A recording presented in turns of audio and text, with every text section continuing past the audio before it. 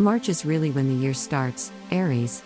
Right out of the gate, we have a new moon happening in your 12th house. This marks a significant positive start as Jupiter, the most blessing of all the planets, oversees this new lunar cycle. Without a doubt, the 12th house can be one of the more tricky houses to navigate, considering it deals with dark subjects like loneliness, sadness, and self-undoing. However, Jupiter transiting through that house and ruling this new moon could make it much easier for you to find the silver lining of your current situation. This is also the planet of spirituality and wisdom we're talking about, so while you may still feel the need to live under a rock with your own melancholy, you may also uncover deeper philosophical aspects of your identity you haven't had much access to previously. It's also important to note that this lunation will be in a positive and unifying sextile with Uranus, the planet of authenticity and abrupt revelations that's transiting through your second house.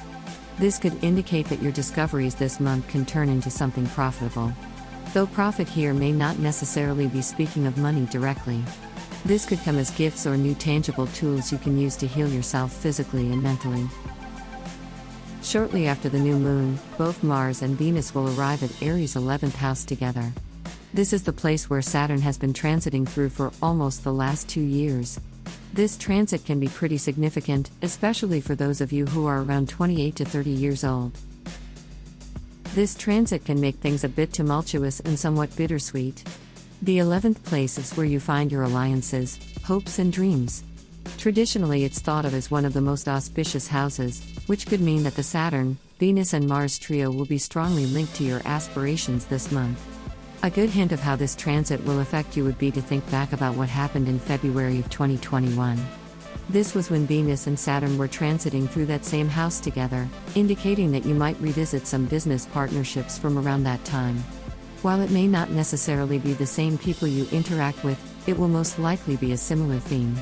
The big difference here is that Mars wasn't in this house last year, so his presence will add extra heat to the events unfolding this month.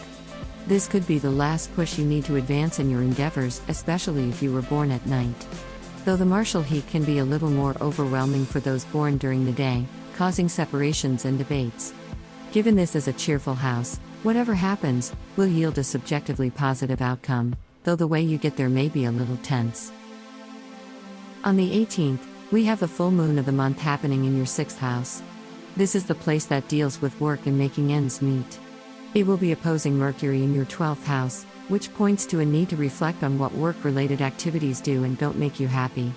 This transit is especially significant for those unhappy with their work situation or feel like it's about for a raise.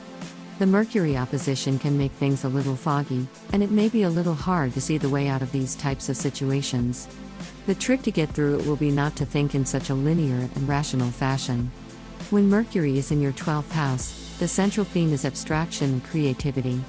While this may not be necessarily the time to make a big, bold, and uncalculated move, using this mental fog to your advantage by jotting some weird ideas down in your journal. Don't feel pressured to do anything just yet. Write anything that comes to mind and get back to it in a month or two when your head is clearer. Life is not just about productivity. The month ends with a few conjunctions happening in a couple different houses in your chart. The first one is Jupiter and Mercury's happening in the 12th house. This occurs on the 20th, and it would be a perfect time to detach yourself from materialism. Taking the day to relax and maybe meditate without pushing yourself to be or do anything grandiose is highly recommended. The second conjunction is that of Saturn and Venus in your 11th house of friends and alliances, happening just a few days after on the 28th. This second conjunction could help manifest a sense of stable union with your friends and significant others. This stability could be just what you need to allow yourself to surrender and enjoy life without any expectations. Lean on the shoulders of those you love, and take it easy. March is the month to give yourself a break.